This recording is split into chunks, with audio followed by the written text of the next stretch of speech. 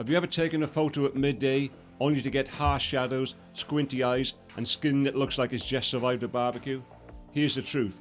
More light doesn't always mean better photos.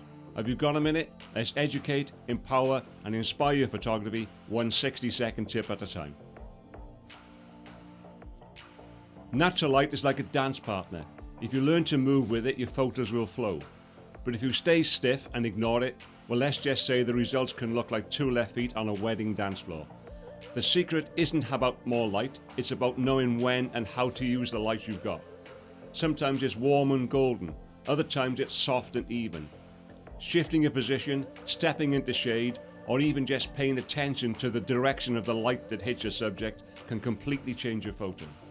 And whatever you do, don't rely on your overhead kitchen ceiling light, unless you're auditioning for the next zombie movie. But this is just a taster. Natural light is a huge subject. Honestly, it could be a full-blown course of its own. But if you want a deeper dive from golden hour magic to simple tips that work indoors, check out my full video here. Remember, once you learn to see light, you'll start to capture your photos in a whole new way.